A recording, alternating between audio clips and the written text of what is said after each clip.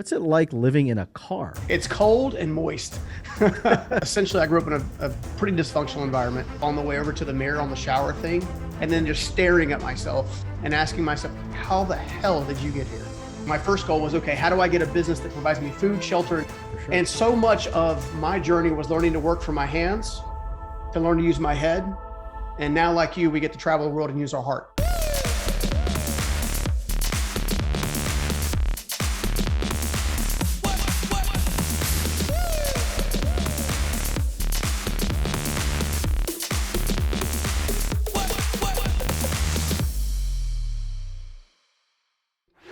Hey guys, welcome to the Rewire Your Life podcast. I'm your host, Dr. Alok Trivedi, aka known as Dr. Rewire. Thanks for joining me, guys, because today we've got a super exciting interview today, because today's guest, not only has he an award-winning, successful entrepreneur, but it wasn't always this way. This guy actually started his world in understanding entrepreneurship where he was actually homeless, living in a car, and he was figuring out the game, and he got super pissed off and changed his life. And since then, he's gone on to build multiple companies, but 5 specific companies in thought leadership, construction. Top line revenue is over $100 million. Please help me welcome the one, the only, Steven Scoggins. Steven, thanks for being here. Dr. Rewire, what's going on, man? How you doing, dude? So I'm excited to doing hang out with you. fantastic. Absolutely. Well, look, man, I'm going to just start with a question that I think everyone wants to know. What's it like living in a car? It's cold and moist. How did No, you get it's there? What was going on there? That you ended up there, and then tell me what was going on in your world. Oh man, it's without going into too many details and stories and whatnot. Essentially, I grew up in a pretty dysfunctional environment. Both mother and father were chasing their own, for lack of a better word, demons or things that they were kind of working on. Mom came from an abusive background. Dad came from an alcoholic background, and you mix the two together, and somehow I come out as the mix. And then they go off and chase their things. Raised by a single grandmother. And she passes away at the age of 11. And about that time, my dad comes back and I start working in the construction industry, nights, weekends, holidays, and stuff like that. I'm 11 years old carrying studs and kind of doing all that good stuff. And then, dad had a successful business for a little while. We thrived for a little while. And then in the late 90s, unfortunately, his business fell apart. Turns out you have to pay taxes. And that was Go figure. There's a state taxes, huh? Yeah, an interesting lesson to learn, especially when it never fails that you need to pay taxes in the down economy year when you made all the money in the previous year. So, Of course. yeah. So, so that kind of led us into like this wonky financial thing. My dad was never really good with finances as a whole. Yeah. But I did meet my first mentor along the way. It was my dad's employer, a guy by the name of Steve Myrick. He was a local home builder. I'd say actually it's more of a regional home builder. He built all up and down the East Coast. Yeah, one afternoon, he pulls me into his Jeep Grand Cherokee, sits me down, looks at me in his eyes and says, your grandfather would have been a multi-millionaire if he'd have put the bottle down, and your dad just like him. He goes, I got a question for you, Stephen. I'm like, what's that? He goes, what's the difference between a rich man and a poor man? I'm like, well, duh, money. Of course it's money, right? I'm a know-nothing teenager. Right, you're learning. Yeah, exactly. And he goes, absolutely not. It's the way they think. Yeah. Now, do you want to learn to think like me, or do you want to continue thinking like your daddy? And after that, it was the first time I had the Rolodex kind of go. Yeah. My dad is a great guy. Like he's turning about to be a great grandfather and all kinds of stuff. He's obviously done a lot of rewiring of his own. Sure. And, but in that particular moment, my dad would borrow money, never repay it. My dad would work incredibly hard, but never have anything to show for it. He was always taking, never giving. And then I had this interesting contrast to Steve over here, and Steve would be the total polar opposite. Sure. Like he was very, very affluent, but very generous. You see what I'm saying? So in that moment, I was like, okay, it looks like I'm going to be doing my own little rewiring. And it's almost like, when you think about it, right? Here's how I look at it. Like the people that understand the game of money and understand the game of abundance know to give because it's coming back just as easily versus the ones who don't hold on to it because they're afraid of losing it, right? That consciousness is completely different. And I think you'd probably agree with something like that, right? I mean, at the end of the day, that's essentially how I got to where I'm at today, right? It's one of the things that Steve told me, and I've actually heard Evan, our good friend Evan, mention this before. He said that, how do you put it? He said, wealthy people only invest in things that make them more wealthy. Poor people only invest in things that make them more poor. It's true. It's 100% true. I agree with that. In my research over the years, I've seen the same thing. Let me ask Yeah. you this. You're pissed off, you're angry, you're in this car. What do you say to yourself to take yourself? Because here's the thing, people in my world, they want to rewire and they're all stuck. People are stuck with where they're at. What did Yeah. you say to yourself to say never again? What were those words and language? God's honest truth. It what didn't happen in the car. It actually happened in a public restroom. I Mm-hmm. went to a local gym and kind of snuck in the doors or whatever to kind of go take a shower and all that kind of stuff. And I go in there and I remember stubbing my toe like on the way over to the mirror on the shower thing, and then just staring at myself and asking myself, how the hell did you get here? Like, how did you get here? Yeah. Like Steve had given me a business earlier before that. And I, like a knucklehead, I went and spent every dime of it. Followed my dad's blueprint pattern to the T. Sure. And in that moment, I remember this quote coming back to me as I'm staring at myself from Steve. And he said, you have to be willing to do today what others won't, so you can have tomorrow what others don't. Sure. And what I realized was there's two ways to live. You can live by reaction or you can live by principle. And if I follow the principles as a person of faith for my faith, if I follow the principles as a person of business and affluence, then those things end up delivering the very promise that I have like sown in me. Well, up until that point, it was all about whatever happened to me, I would just react to it. Yeah. Right. So I didn't have money. Okay, I got to borrow. I got to go almost like an addict would. I got to go find it. Right. Which in a roundabout way teaches you hustle, but it doesn't teach you wisdom. And there's no truth. There's so much truth there. Excuse me. But I love that. I just want to state it again. Reaction versus principle, right? That's a key thing that you just said. Reaction versus principle inside that. So you get out of this scenario, you grow, you start building your business, and then you go off to build all these companies inside this. Like, what was the shift inside that?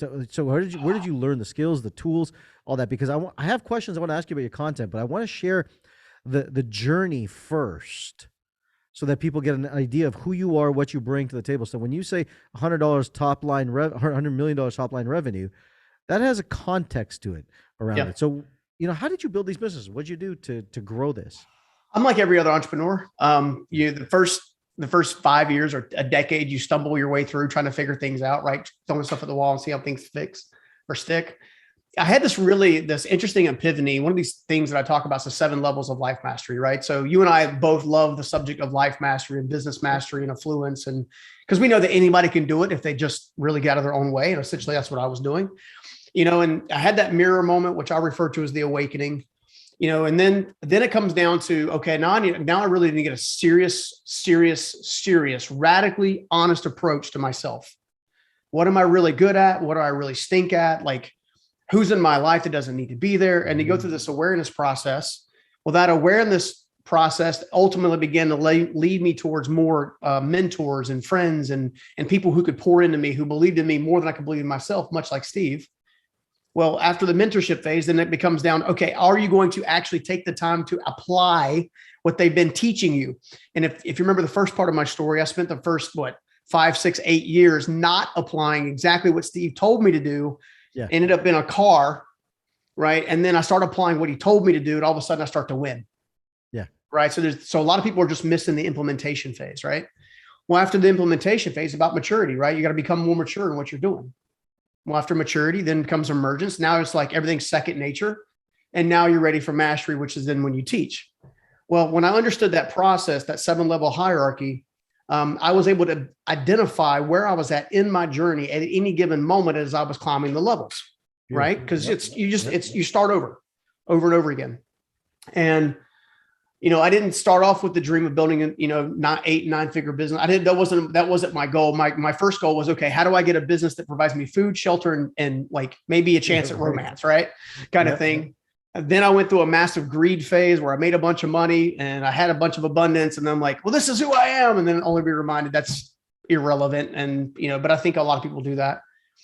At the end of the day, I think the trajectory comes down to how radically honest you are with yourself at a regular basis. Love that. Yep. If you're not going to be radically honest, AKA transparent, then you'll never experience transformation. I would say it this way.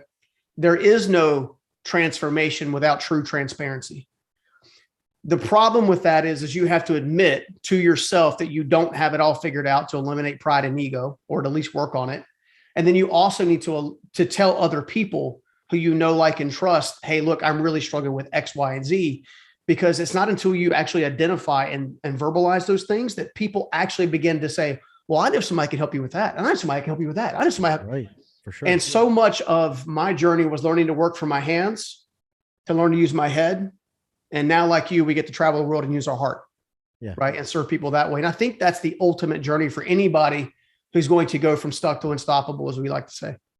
I love that. I love completely what that we said that. So you have several things that you've stated that I love, right? Like you have to be radically honest, radically transparent inside that, and truly transparent for yourself to grow and really master your life. And I love every one of those things. And I love it because I call it objective reality. You got to get to a place of objective reality in order for you to look at your life in actuality, to see what's real and what's not, right? As a doctor, it's like I love how people used to sit and you could be overweight. You can say, well, I'm slightly overweight. The scale doesn't lie, right? The scale doesn't lie. Yeah. You may lie. The mirror lies, but the scale doesn't lie. So let me ask you this.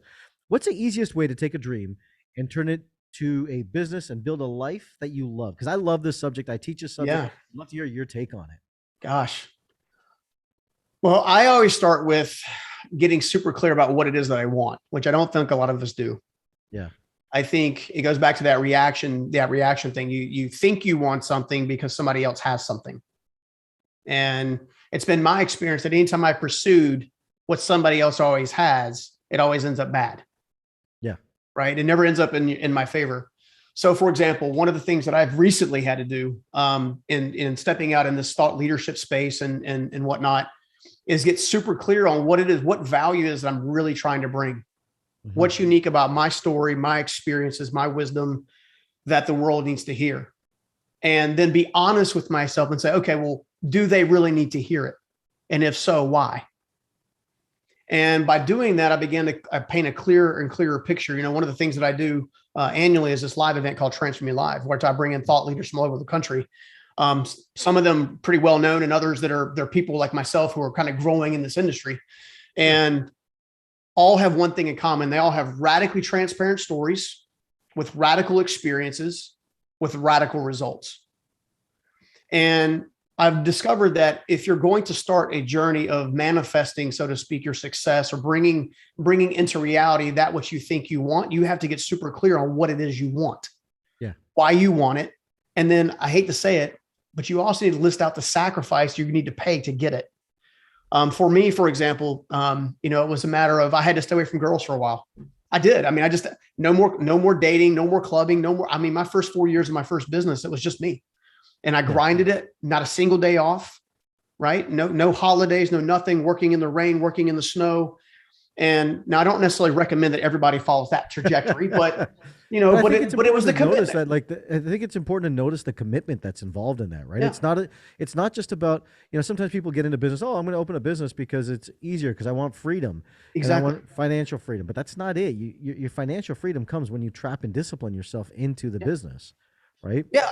Yeah. I mean, if you think about it, without that commitment, what's going to push you to take a step when you really ultimately want to give up? Like, sure. I can't tell you how many times in building one business, let alone multiple businesses, that I've wanted to give up.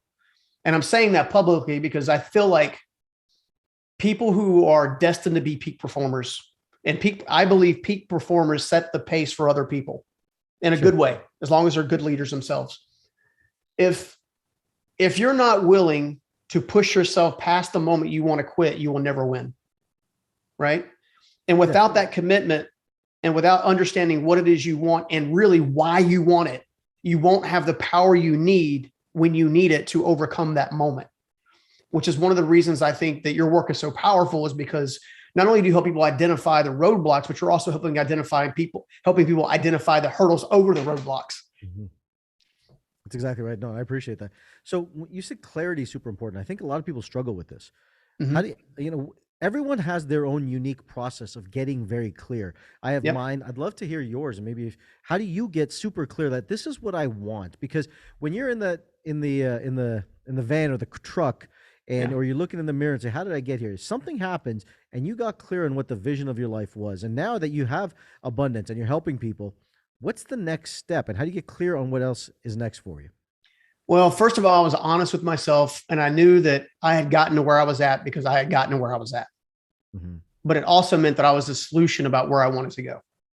Right. So it doesn't matter if you're already super successful. Maybe you've already built lots of businesses, but you find yourself empty and alone and just felt like nothing met. Like you got the houses, you got the cars, you got the stuff. And everybody all your life has told you when you get the stuff, you'll be totally happy. Right.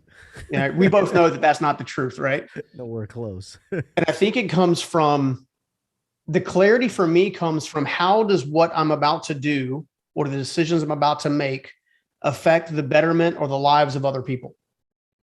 When I was coming up, it was all about what can I do to get more of what I want. Now it's what can I do to give more of what I need to give. And as I funnel things through that, a lot of things happen. I'm able to challenge my ego in the moment. Mm-hmm. I'm able to discern a key piece of content or something I need to create. I'm able to be empathetic and compassionate and whatnot to the people that are coming my direction. So now I'm able to connect. Yeah. And if you're able to connect, you'll always be able to earn. Right. And then if the earning, connect, you're always able to earn. So yeah. And if you're able to then earn, then it becomes down to, okay, how do I best steward this in a level of giving? Because you can be a Bezos or a Elon Musk and have billions of dollars to at will call to, but then if you're not deploying that capital in such a way that adds benefit to humanity, then I would say that you're missing the mark. Now I believe there's a divine afterlife, right? That's just how I believe. Well, in this afterlife, I want to go in with a clean slate, a clean heart, a clean mind, knowing that I can't take all these different possessions and stuff with me, right? So sure. For me, clarity comes down from how is this going to affect someone else's life for the betterment? From there, it comes into, listing out your actions. Okay, what are the top 5 things I can do today or tomorrow or this week or this year or this month to leverage and create a model of lift? Like, how can I take that? And I always like I'm a big fan of crowbars, like, right? Because coming from the construction industry, sure. Right? Yeah. Well, yeah. So what are the top 4 or 5 things, in this live event thing, right? So when I do live events, one of the major things that I have to do is I have to identify my speakers up front, mm-hmm. which means I have to research them. I have to go and say, okay, are they a guru or are they a guide? Because I only bring in guides. I only bring in people that have been there, done that, got the t-shirt, right? I'm wired. Right. Okay. Well, now I got that. Okay. Well, great. Well, what's the theme of the event going to be? Well, it's always around transformation, but what's the theme? Like this next one's about reinvention. Right. Okay. Well, what's the theme? All right. Well, now I got the theme. Okay. Now I can start breaking down swag. I can start breaking down the experience. I can start breaking down what happens when they walk through my concourse at my live event center. I can start breaking down the different camera angles I need. Yeah. Like it's vision casting 101. Okay. Here's the vision. Or here's the dream, here's the vision, here's the strategy, here are the actions, here are the expected results. Now I just need to be able to pivot. I love that. Let me ask you this. It's so good how you define that. You take the vision and you take the details inside of that. That's mm-hmm. what inside of it. It's so good. And I'm going to restate what you said. Connect to be able to earn, to be able to give. Like mm-hmm. That's so crucial inside of that. So your story is, you go from homelessness to building a multi-million-dollar business. What do you think is the key definer of success inside of all that? Like that's like the key thing. I mean, we talked about clarity in going from nothing inside that and building it, but what's the definer of success to you? Man, that's such a hard one. There's like 85 different directions I could say. I know. You could like if I put a gun to your head and said, Steven, you got to pick one. Yeah. Or maybe a couple to make it easy. If you put a gun in my head, we won't be friends anymore. But I'm not doing that. No, seriously. I think the number one thing for me is it's going to be honesty. Yeah. You got to be on, you got to be able to have the ability to be radically honest with yourself at any given moment to know when you're screwing up and not see it as a judgment, but see it as a chance to step up or see it as a chance to amplify what you're already doing. In every single circumstance and building businesses, building myself, getting out of the car into a house and every single step of the way, I was always required to be radically transparent with myself. Mm-hmm. And I use the word radically intentionally because people are like, well, yeah, I'm good at baseball and I'm good at football and I'm not so good at reading the paper. Okay. But are you being honest with yourself about what triggers you to make that bad behavior a reality? Can you take the bad behavior and say, okay, What caused that bad behavior? Okay, it was this thought. Okay, well, when you look at that thought, what was the attitude or what was the underlying belief system that then created that thought? Like, that's what I mean by radical honesty, radical transparency is any given moment to be able to dissect yourself, not to a way to judge yourself, but a way to elevate yourself. And I find that people can pull themselves apart, but they're doing it with judgment. They're not doing it with exploration. And I like to tell people to use eyes of exploration. I like that. I like that a lot. So you build these businesses, you go into this. How did you learn all this? Where did you learn this? You had this one mentor. Where did you get all the knowledge, the information, the wisdom to be able to take this and separate this? Is this an innate thing, or did you go learn it, read about it? How did that come to you? I've had people like some of the folks, our media partners would say that this is something that this is everybody can't do this, or that you're the only one. I'm like, no, that's not true. I feel like that everyone can do what I've done, which is why I do what I do, right? So I want to go back and, I discovered a long time ago that the greatest purpose in life you'll ever have is serving the person you used to be. So the person I used to be, all he needed was a mentor. All he needed was a teacher. So what I discovered, and this happened with Steve first. So when I finally understood that Steve had information to teach me principles that I hadn't yet learned or applied, then I began asking myself, okay, I want to be better at finance. Great. Who in my network or who do I have access to, or who could I get access to that is really, really super gifted in that area? Okay. And then I don't go with me telling them on how they should be running their money. I go there with a pen and the pad and say, teach me, Obi-Wan. Right. And the same thing happens with my emotions and mindset, et cetera. I love that. You become the student, right? And I think that's so important that no matter how much success you get, becoming the student is so essentially important. And I see in our industry sometimes, and I think the older we get, it becomes harder. I think sometimes it's harder as you get older. Yeah, I got wisdom under my belt. What's this young buck going to teach me? And I'll tell you, the smartest people I know will go to the younger people to learn. Right today, just think about this from the standpoint of marketing or business or technology. Like, we don't know everything. And the older we get, the less we are aware of what's going on. And it's time to learn from the younger children. Oh, for sure. Children. Oh, well, it's because they're at least for me, they're young enough to be like my youngest son is now teaching me TikTok. Yeah, but he's been consuming TikTok for 3 years. That's right. Amazing, so he knows what people like and they don't like. And I'm like, okay, well, you create the content plan and I'll get on camera and we'll go. Right. I love it. I do the same thing with my son on YouTube, but we don't teach that. We teach soccer because he's a soccer guy. I don't know how to. Yeah. So that's the same thing. I love it. It's beautiful. Yeah. I mean, you got to be a student. You got to be a student at all times. I don't talk a lot about this, but I'm a high school drop. Like I dropped out of high school to take care of my family, take care of the bills and stuff. And then I struggle off and on with ADHD and dyslexia and some other stuff. And, I'm a big believer that if you're willing, you can learn anything if you're willing to learn it. Yeah. You will learn nothing if you were going to be, no one can tell me what to do. I already know it all. Well, I got news for you. If you already knew it all, you'd be in a different place in life. For sure. So you are where you are because of the choices, decisions, and habits that you've created in the past to be here today. If you want a different future, you got to create different choices, different habits, different behaviors. I completely agree. Let me ask you this, Stephen, because you answered this question that I already had, but tell me more about the 3 questions everyone needs to ask themselves right now. Again, I think it comes, I'm looking for clarity, right? And if you take all of humanity, and this is my epiphany, if you will, maybe you'll agree, maybe you don't, maybe you won't. But I've discovered a long time ago. I'd love to agree to disagree. That would be so much more fun. That's right. To me, everyone in life who's been birthed on this planet, who's now walking out in existence, is really ultimately trying to answer 3 questions. And the quicker they get to the answers to those 3 questions, the quicker they get to ultimate fulfillment and meaning, regardless of adversity. All right. And the first question is, who am I? And again, in order to get clear on who am I, you've got to be radically transparent with yourself and not with a chisel trying to break yourself apart, but a chisel trying to carve out who you really are. Right.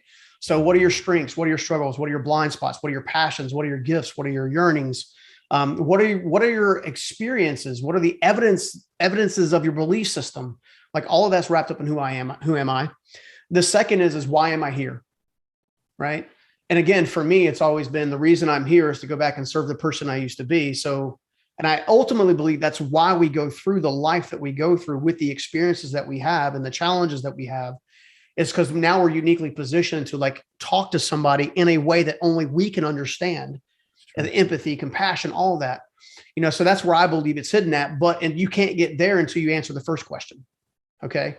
So who am I? Why am I here? And then the third one is, what do I do about it? Right? Do I go and create a business? Do I go and create a product, a service, a mentoring thing, a magazine? Do I go out and paint on canvas?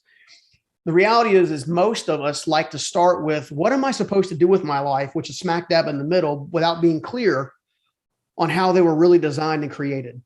I believe that every person on this planet has been designed and created with a specific purpose that only they can actually walk out, and only they can teach the world. And whether it's in a community group, whether it's at scale, like traveling and speaking, no matter what it is, it comes down to like doing those things. Are you doing them in order? And I find that people do them out of order. They're like, okay, what do I need to do with my life? Okay, how do I need to do it? Dude, get clear on who you are. Like, seriously. Like, I did this with my youngest son. So one of my boys went straight to college. He went to Campbell. He wants to be a history professor. Fantastic. He loves history. He's really good at it. Awesome. He loves what he does. My other son went to Full Sail University for about a month and a half, 2 months, graphic design. Yeah. Well, we knew going into it, he wasn't super like stupid. Like, I like graphic design. It's cool. But why do you want to do this? Well, I just, college experiences, I'm like, that makes no sense to me.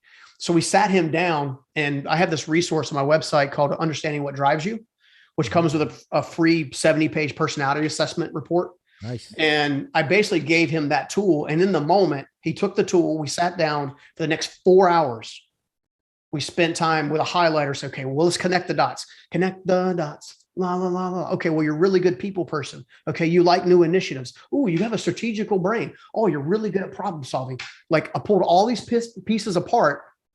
And I'm like, dude, I don't know about you, but your scores are very similar to mine. Looks like you might be headed towards entrepreneurship. He's like, yeah, that'd be cool. That'd be cool. Right. And they go, what kind of business do you want? Oh, I don't know. All right, let's go back through this assessment again. What are you good at? Like, and all this kind of stuff. So I'm a big believer in understanding, who am I? Why am I here? And what to do about it? Starting with, who am I first? I love that. Yep. It's so important to understand who you are first. I think we get it backwards starting from school. I really do. I think we started from school because you go for the achievement rather than understanding what the achievement is really meant for. Mm-hmm. Who are you in that process, right? And this starts with grades and kids and children. We can talk about that for days, I'm sure, inside that, right? Absolutely.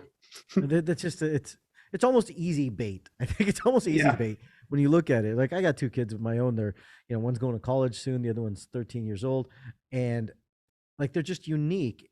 And how we mold our children, how we mold the kids. And I say mold exactly in that term. I don't mean to be disrespectful to the children, but we as parents, I think we have this responsibility to mold and help and teach our children so that they can then break their mold and don't create their own mold, right? Yeah. But if they get stuck in a mold of just everyone else's mold, like everyone else at school and the average and what you're supposed to do, then they never really get to learn who they are in their process. And the brain is unique enough. That's why we have this podcast and this show, and guys like Steven are here, because we're here to create more value for ourselves, to realize that we can rewire ourselves. It doesn't matter how old you are, right? It doesn't matter if you're 13 years old or 80 years old. Your brain is always constantly rewiring to help itself fulfill its potential. And Steven, like, you've done this so well throughout your lifetime. And it's amazing to hear what you've gone through, the journey, the struggles, the trials, the tribulations for you to get where you are. And so eloquently, yet intellectually be able to express that, and humbly. And I think that's the coolest part about it. Thank you. Right? So what's next for you? Where do you go? What kind of business, I know you're in the construction thought leadership business. What else have you done? What's next? Well, I have a super love for real estate. So I've got some commercial real estate, probably going to buy some more residential this year. I'm also, in the construction industry, I'm also a licensed general contractor, so I can build, large apartment buildings or homes. I'll probably do some of that this year. At the end of the day, all of my stuff has to serve the person I used to be. Yeah. So, I will probably focus on the entry-level housing and the residential side, or in the multifamily side, probably even like the lower income side, just buying a different area, so I can actually go back and help. So everything I do kind of comes from that genre, so to speak. So real estate, I'm super passionate about. Live events, speaking, writing books, anything that's going to change somebody's mind. Now, I know it's one of the reasons you and I love to connect, because it's like all we want to do is give them the aha. Exactly. Right. because one aha changes the trajectory, right? So everything has to follow around that. 100%. I couldn't agree with you more. It's like one realization can change the course of your life. There's no question about it. I say that all the time. Absolutely. Stephen, like you have done so much inside of this work. And I know that you said that you're kind of stepping into this arena. I don't think you're stepping into it, dude. I think you're making a massive appreciate dent in that. it. So thanks. It's so great to see that. And guys like you are changing the face, the culture, and helping so many people along the process. You know, I can tell good people, and I can tell your heart. And I know when you want to help someone, you do whatever it takes to get there, right? I have a saying that when the mission is loud and the mission is clear, you'll go through the pursuit of pleasure and pain to pursue it. Mm-hmm. And that's exactly what you're going through. You're going through the pursuit of pleasure and pain to put these programs together, these events, to help other people grow. And when is this Transform You coming up? We do it in the fall of every year. We haven't actually solidified the date for 2022 just yet, mainly because I'm being super selective with my speaker team this year. Sure. No, in all seriousness, we always do it in the fall, and we'll make that announcement here in about 3 months. I love it. When we do, we'll definitely help you get it out to the world because it's needed for so many people. Where can people get more information about you? Where can people learn about you? And where do they go next to follow your journey? Gosh, probably the easiest thing to do is to visit StephenScoggins.com. There's a whole host of free resources there that you can take advantage of if you're in the searching mode. If you're just looking to connect and want some inspiring content, you can always find me at Instagram. It's Stephen_Scoggins, and that's with a PH and 2 G's in the Scoggins. Yeah, something like that. But I think those are the PH with 2 G's. Yep, that's right. And then, always check us out at Stuck to Unstoppable Podcast. We've had some amazing guests in the thought leadership world that will literally radically just like melt your mind. And super excited to have you on in the very near future myself. I look forward to it. I look forward to it so much. Well, thank you guys all joining for me today in the Rewire Your Life podcast, where we bring you inspiring guests who are doing inspiring things so that you can live an inspiring life. I'll see you guys on the next episode. Thank you so much, Stephen. All right, take care. See ya. Hey guys, if you like that video, click on the link over here and you're going to love the next video.